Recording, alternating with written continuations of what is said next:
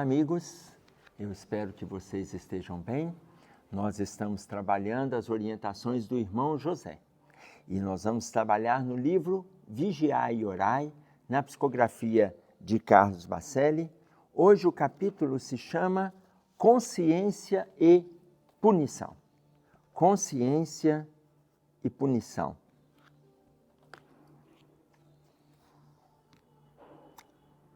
As atitudes infelizes que estejas tomando contra os outros não serão uma forma inconsciente de autopunição?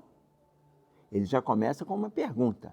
Então, veja bem, quando ele fala para nós, eu vou ao quadro, que eu quero mostrar para vocês aqui algumas observações que a gente já fez. Nesse capítulo, eu não falei deste capítulo, mas falei de casa mental. Lembraram?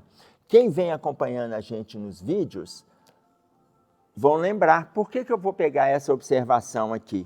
Porque no primeiro parágrafo, quando ele fala de consciência e punição, o primeiro parágrafo ele faz uma pergunta. As atitudes infelizes que esteja tomando contra os outros não serão uma forma inconsciente de autopunição? As atitudes infelizes que a gente toma em relação a alguém. Todos nós acabamos cometendo atitudes infelizes em relação a alguém. Mas isso não é uma ação do nosso inconsciente? E ele coloca uma ação do inconsciente em relação a nós mesmos, um movimento autoagressivo. Então, veja bem, eu quero que vocês lembrem comigo esse desenho aqui, ó. Aqui é a nossa casa mental. Aqui é a nossa superconsciência. Aqui é a nossa consciência. E aqui o inconsciente. Ele faz referência no texto no inconsciente. A colocação dele é em relação ao que nós estamos transportando para cá. O que nós estamos trazendo para cá quando a gente agride alguém? Veja bem, vamos voltar. As atitudes infelizes que esteja tomando contra os outros, as atitudes infelizes que a gente está tendo hoje, no campo da consciência.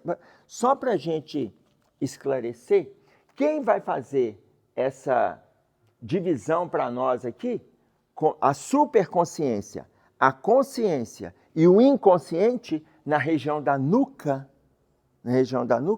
quem vai colocar para nós é André Luiz, lá no livro No Mundo Maior, no capítulo 3, intitulado Casa Mental.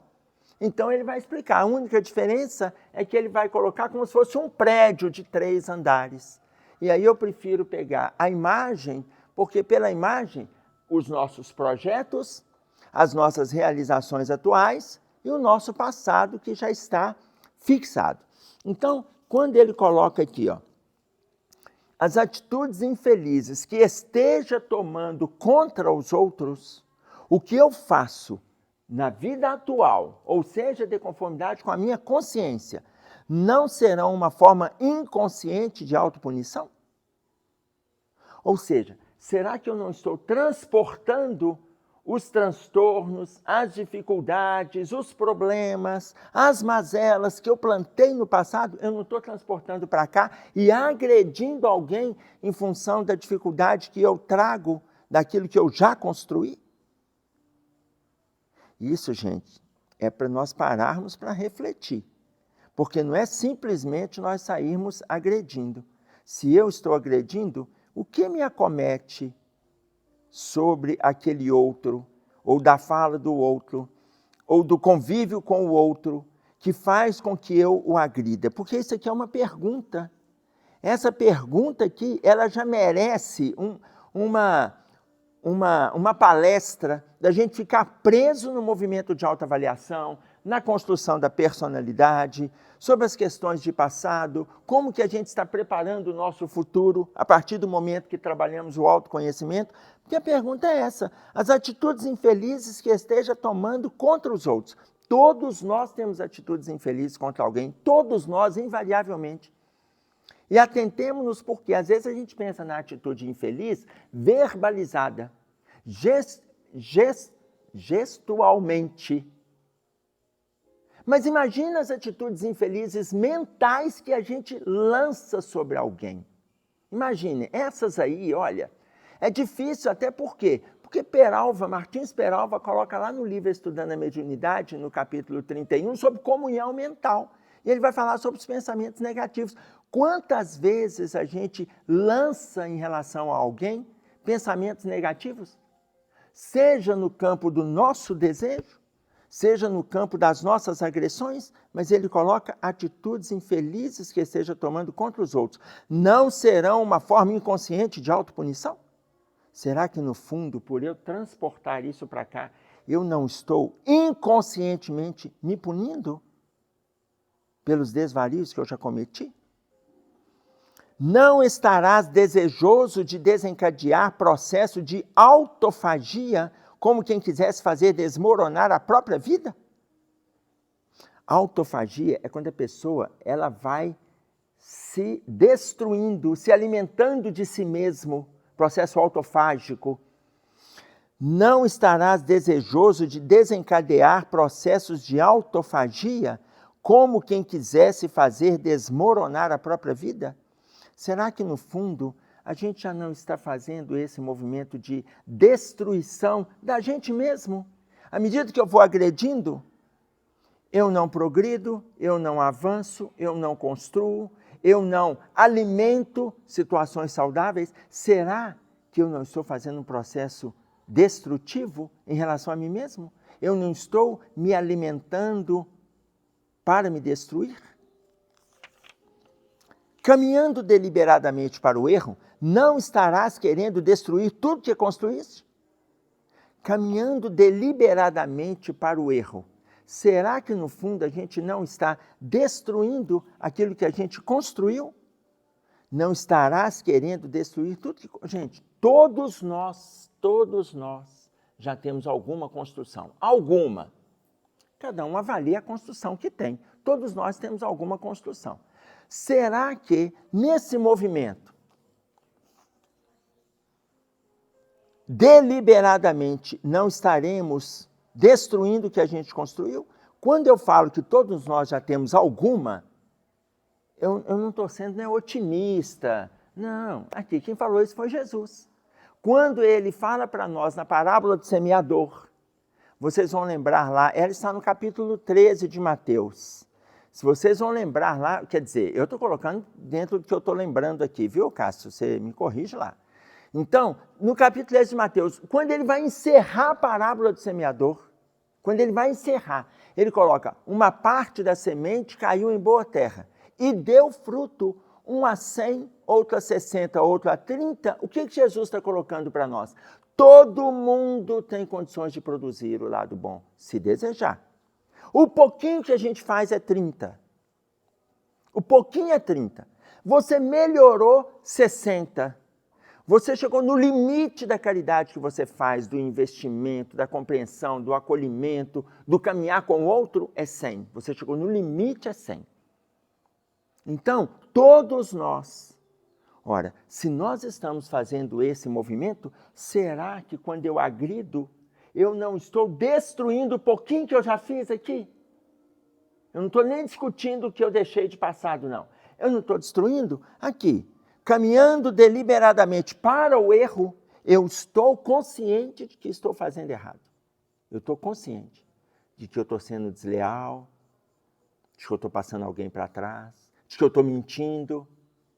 Devagarinho eu estou agredindo ou agredindo. Será que caminhando deliberadamente para o erro, eu não estou querendo destruir tudo que eu construí? Porque se eu já tenho construções aqui, um a 100, outro a 60, outro a 30, ok, eu estou com 30. Se eu começar a caminhar deliberadamente, será que eu não estou destruindo os 30 que eu comecei agora? Não será um processo de insatisfação íntima? Todo mundo tem insatisfações? Não tem ninguém que está nessa terra satisfeito com tudo que a terra está apresentando. Não existe. Todo mundo tem insatisfações. Aí o que ele traz para nós? Não será um processo de insatisfação íntima? E nesse processo de insatisfação, a gente começa a agredir quem está em torno? A gente começa a agredir familiares? A gente começa a agredir parentes? Nesse processo de dor, porque insatisfação íntima é dor. Aqui, vamos fazer uma avaliação? Caminhar está difícil, não está? Mas olha, caminhar está difícil, mas ficar parado também é difícil. Então, escolha o seu difícil. Não tem como a gente falar assim, mas eu estou tentando escolher o caminho mais fácil. Não tem. Não tem.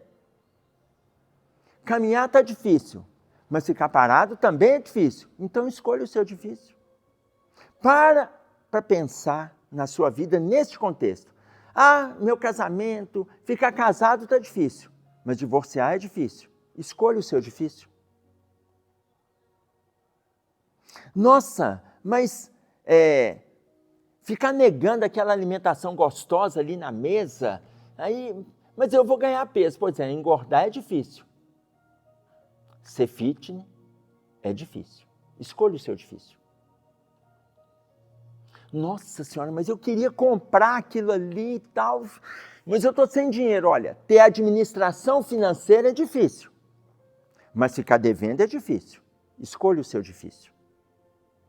Então, o que eu estou dizendo para vocês? Eu vou escolher o caminho mais fácil. Não tem. A gente está na Terra, nós vamos escolher aquele difícil que a gente é capaz de superar, que a gente tem esforço, que a gente tem luta, tem investimento, tem solidariedade em torno, que a gente tem instrução, que a gente traz conhecimento, que a gente tem apoio espiritual.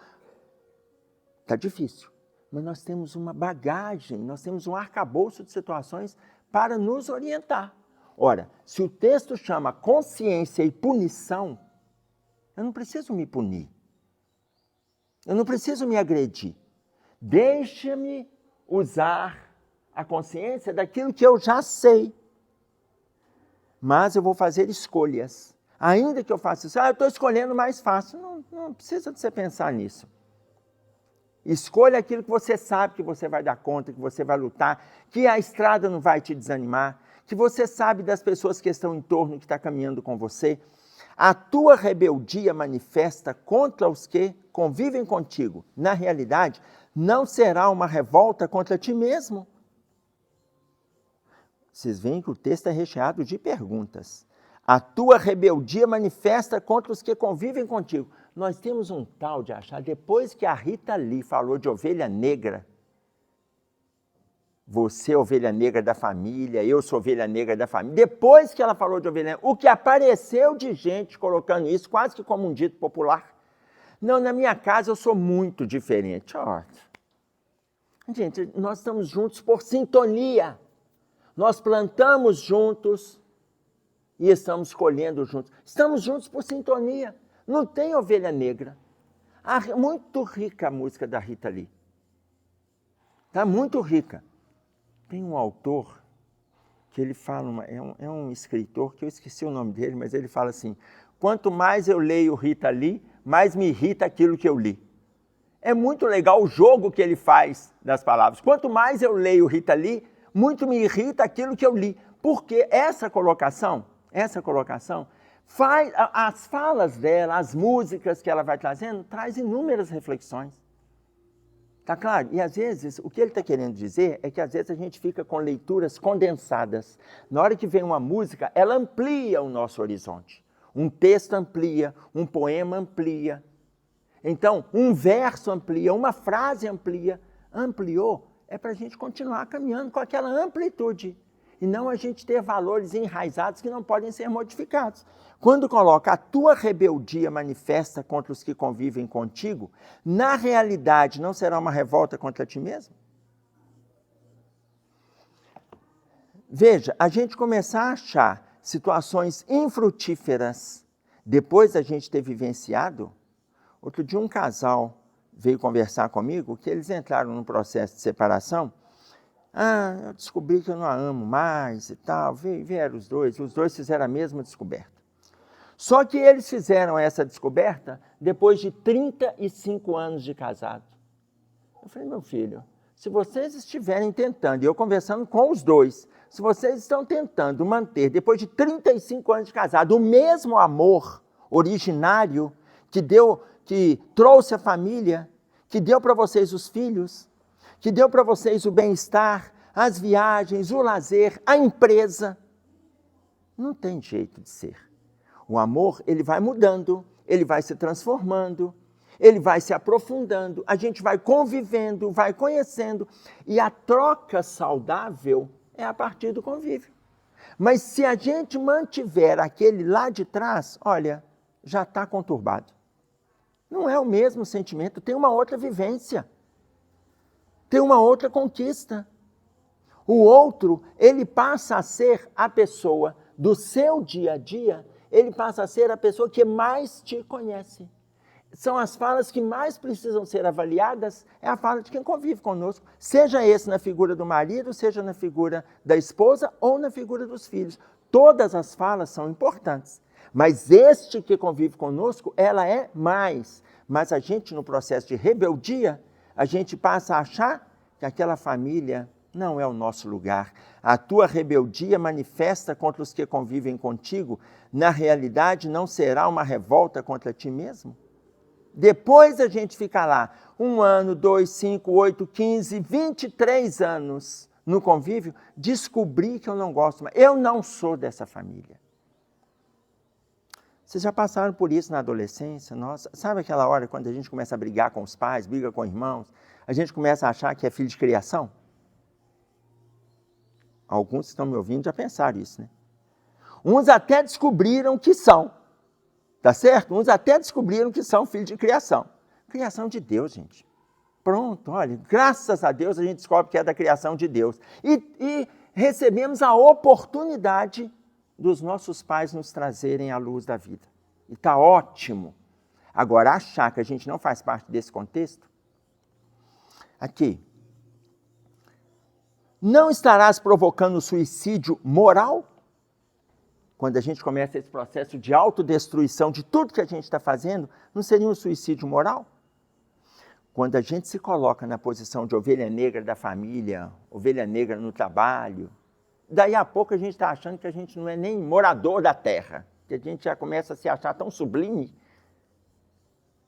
Eu estava numa palestra e falando, né, a respeito dessas nações que já estão assim, bem adiantadas em relação ao progresso moral, esses países que têm uma qualidade de vida baseada no respeito ao outro, como é na Noruega, em Butão, na Suíça, na Irlanda, são países que fazem parte de uma qualidade de vida diferenciada dos outros países. Enfim, a gente estava colocando sobre isso e colocando sobre disciplina, que eles já têm e que a gente ainda está conquistando. Uma pessoa chegou e falou assim, ô Emerson, mas olha bem como que está o nosso povo. Olha bem como é que está o nosso país. Eu falei assim, olha, deixa eu contar para vocês. Quando Deus foi fazendo a terra, Deus mandou para a região lá do Oriente, mandou terremotos. Aí rodava o globo, passava na região da América, quando pegava a América do Sul, ele mandava cachoeiras. Aí pegou a América do Norte lá, e depois a região norte lá da Europa, mandou vulcões. Aí passou de novo o globo lá no Oriente, mandou maremotos. Quando passou a região sul, no Brasil, então, aí mandou aqueles rios caudalosos, aquela mata verdejante. Aí os anjos que estavam vendo Jesus fazer a terra, falou assim, Senhor, falou com ele assim, eu estou vendo que o Senhor está protegendo aquela nação ali. E aí Jesus falou assim, observe, meus filhos, vocês não sabem a gentinha que eu vou colocar lá. Então, deixa eu contar para vocês uma coisa. Sabe por que nós estamos aqui? É porque se nós não viéssemos para cá, não tinha lugar para a gente. É por isso que a gente está no Brasil. O Brasil foi feito para nós. Eu não posso idealizar estar numa Suíça porque eu não tenho a disciplina dos suíços. Eu não tenho. Eu não tenho o carisma dos noruegueses. Eu não tenho o trabalho dos butaneses. Eu não tenho.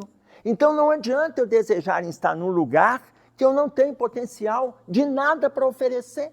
Eu estou no Brasil por quê? E nós estamos no Brasil porque aqui nós temos algo para oferecer e receber, oferecer e receber. Por isso é que o Brasil foi feito para nós. Ah, mas aqui tem tanta corrupção, mentira, deslealdade, assalto, criminalidade, tem tudo isso. Tudo isso está em sintonia com o nosso estado íntimo. Nós não somos tão melhores assim. Estamos um pouquinho melhores porque esses hoje é o retrato do que fomos ontem. Como nós estamos no processo de construção, o que eu fiz ontem é o que hoje está me deixando indignado quando eu assisto. Mas a minha indignação, ela tem que ser transformada em misericórdia. Por quê? Porque a misericórdia é a construção da minha consciência atual. É a construção da consciência. Eu me indignar, alimentar a revolta, alimentar a raiva, alimentar a ira, transportar isso para as pessoas que convivem comigo, eu vou voltar no meu passado. Eu vou voltar no meu passado. Ora, quando o irmão José coloca para a gente, não estarás provocando suicídio moral? Suicídio moral, a gente já trouxe aqui, que a palavra é do latim sui quaedis,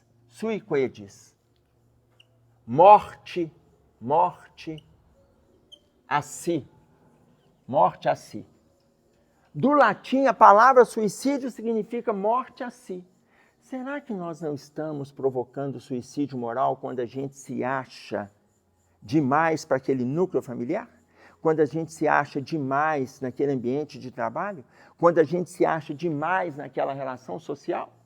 E as construções que eu tenho atualmente? As construções que eu tenho atualmente me colocam no patamar que eu estou de autoavaliação. E não aonde eu, na minha superconsciência, eu vou estar muito mais valorizando a minha vaidade. Na minha superconsciência, eu vou achar que eu sou o mais. Não somos. O texto se chama consciência e punição. Por quê? À medida que eu vou agredindo, eu vou trazendo o meu passado à baila. Eu vou trazendo o meu passado à tona. Eu tenho que parar com esse movimento autoagressivo. Não só autoagressivo, quanto o movimento agressivo em relação a terceiros. Quando a gente agride a terceiros, ele chama de suicídio moral. Por quê? Porque eu estou destruindo aquilo que eu estou colocando como a pequena semente que começou a frutificar da parábola do semeador que a gente disse. Aquela semente. Esperavas de ti tanto assim? A gente esperava tanto da gente assim? Se a gente tivesse esse potencial, essa capacidade? Este nunca será o caminho da superação. Não é agredindo os outros, porque aqui ele está falando consciência e punição, mas ele dá ênfase o tempo todo na relação com o outro. Não é agredindo os outros que nós encontraremos o caminho da superação. Não encontraremos. Nem agredindo no movimento político, nem agredindo no ambiente de trabalho, nem agredindo na família, não vamos encontrar um ambiente de superação. Se a gente descobriu que o outro fez alguma coisa errada, gente, situações simples, tá? Situações simples. A criança, todos nós, para pensar, todos nós já quebramos um copo. Ou uma xícara. Todos nós já batemos o braço lá e caiu. Isso já aconteceu com todo mundo. Se a criança faz isso na sua casa, por que que a gente já tem que explodir? Por que que a gente tem que agredir? O que que isso nos ajuda e o que que ajuda o movimento educativo daquele garoto? Nada. Caiu, olha, primeiro caiu, quebrou. Está lá na mesa, bateu o bracinho lá, caiu o copo, quebrou. Não precisa ficar irado, não precisa xingar, porque isso já aconteceu com a gente também. Só olha debaixo da mesa assim, vê se ele está calçado. Vê se ele está calçado.